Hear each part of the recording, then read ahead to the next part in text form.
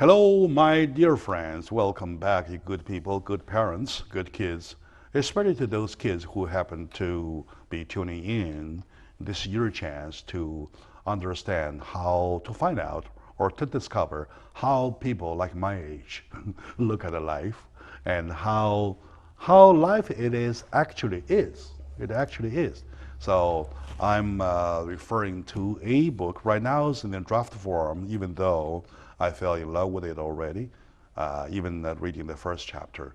And it's entitled Life is Simple, 100 Words to Live By, meaning that life is not complicated as long as you have this 100 word to live by. In your right? soul. It is written by my good friend Ken Hemmings, and the previous segment would pick up a few words, talk about. And by the way, this is the last of the show talking about this book. And next thing you will see the book in a very short time, right? I'm ready. Everybody's ready. Okay, now, next words we're talking about,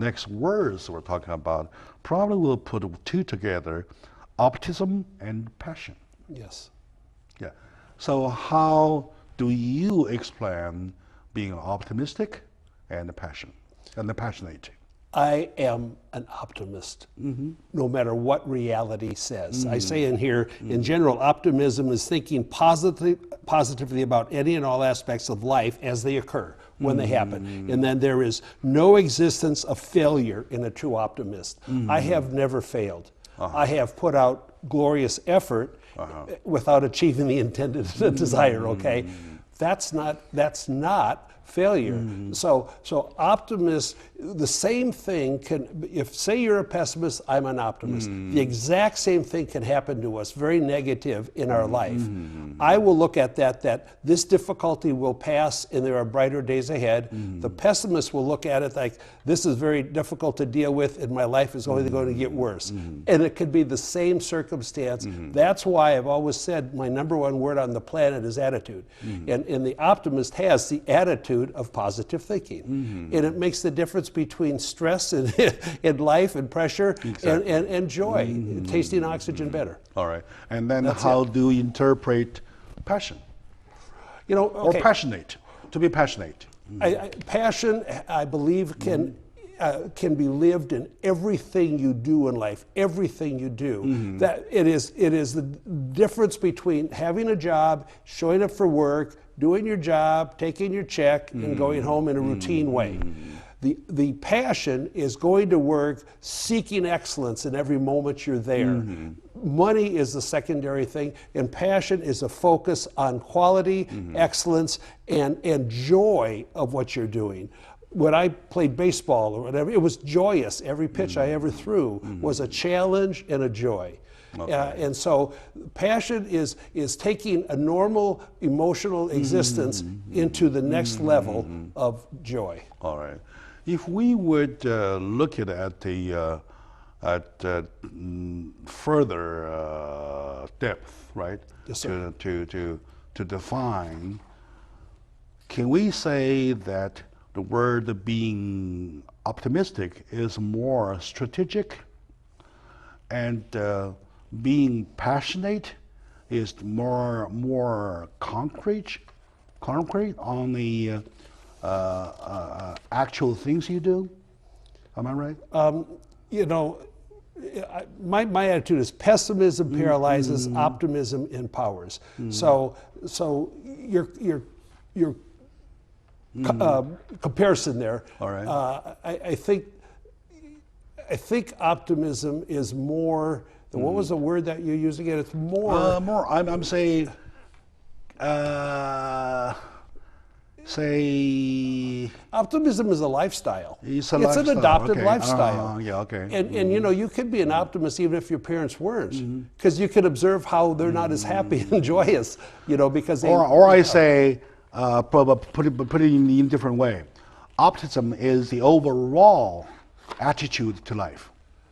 Yes. Okay. It's a lifestyle. And the attitude. passion is your tool. It's your tool. Absolutely. To be like that. Right. To live with that. Right. All right. That's good, perfect. Good. Yeah.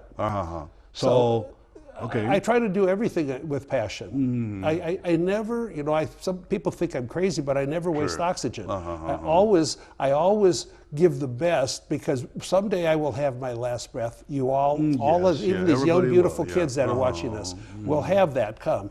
And so it's an attitude of how to maximize the opportunity for joy of life. Sure, sure. Passion helps maximize it. Optimism certainly helps maximize it. So many of these words give you opportunities when you live with them to increase the joy of your journey through life. Okay. What if somebody happens to be in a very devastating position? Okay. Right? In an environment, there's not enough, not sufficient what he or she wants. So Yes. how do you encourage this person to be passionate to his or her day-to-day, every single day, and to be optimistic to his or her life? Well, one thing would be realistic. You want to be realistic in what your wants are. I want a lot of things that I know there's not going to come to me. Okay. And so I try to always be realistic to where things are obtainable. I'm not talking possessions, but achievable is a better word. And so, the real good thing to do is talk with people, to discuss your desires and how you're feeling about your life. Find a listener. Yeah, find a listener. Such as myself. Well, and then listen. Like two people can talk at the same time. I try to never miss a syllable when someone's making noise to me. Exactly. And so listen. You learn more by listening than you do by talking. Sometimes I fail at that, but you learn more by listening and seeking counsel and advice from those you respect. And that, because when you really want things, or you have such a desire for things and you're not achieving them, it slows down the joy of life. And so when other people say, be practical, have practical desires, have practical objectives, and believe they will happen. Because believe is in here, and belief with patience usually accomplishes what is desired. Absolutely.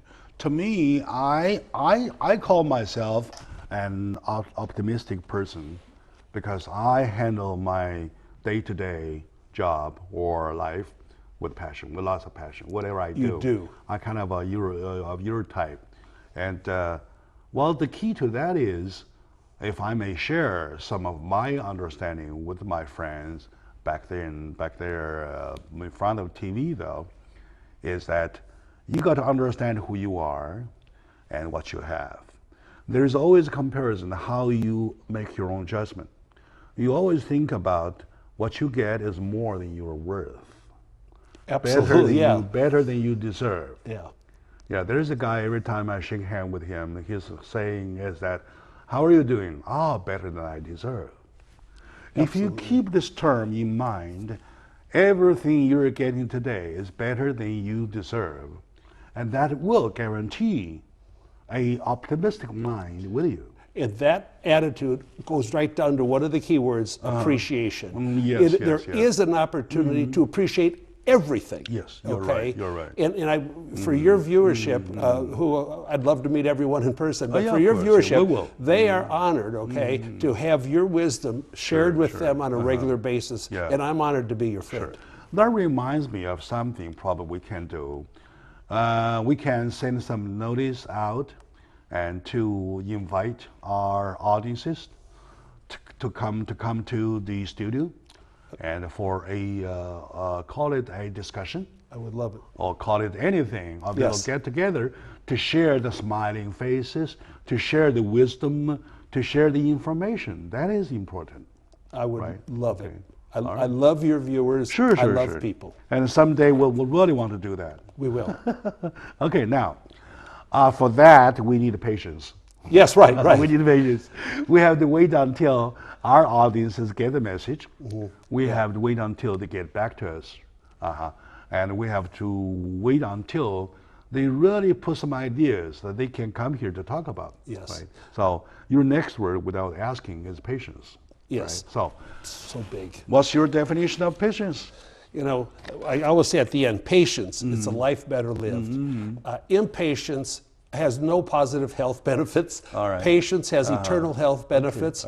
And patience sort of dissolves and disempowers all challenges and conflicts in life. And so when you combine patience and compromise and politeness and apologize, it's the menu for a perfect relationship with all humans. People will appreciate your patience. I have so many friends that are impatient, and I can outpatient anybody. So when you take your time to realize what's happening, time to plan a way to maximize the joy or to minimize the conflict, patience will always persevere and will have. It's impossible to have bad results with good patience.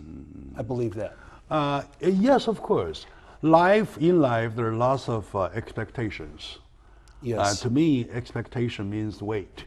Right. To wait. Yeah.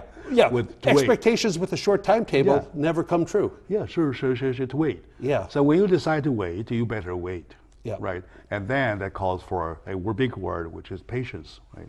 And then you have to be patient with your coworkers. Absolutely. With your friends. Yeah. Allow Your them family. time. Allow them time to understand. Allow That's them time to get back to you. And allow them time to get back even with apology to you. You don't want to jump on it right away, right? That's right. Sure. Yeah. Because it all ties in again with another word I have, of think. If you take a moment to think, then you can live with patience. And also to my friends who are enjoying playing the stock game though with their investment, my big word is patient. Be patient. Yeah, right. Long term, not short term. You got to wait until you see the result of your long-term investment. The short ones might get you in, might suck you in sometimes, unfortunately. But in the long run, if you have patience, you will probably succeed. Well, and as my dear friend, let me say one of the words in here is save. Start saving early, maybe 5% of what you make. It's never too late to start saving. And saving then with patience and time on your side, you will be financially You have to secure. have extra money to save, right? Yes and no. You need money to save, but you can give up some things you think are necessities to have the benefit of long-term savings. Okay, very good. So let's take another short moment out. When we come back, we'll find more with my friend Ken Hemmings. Stay with us. We'll be right back.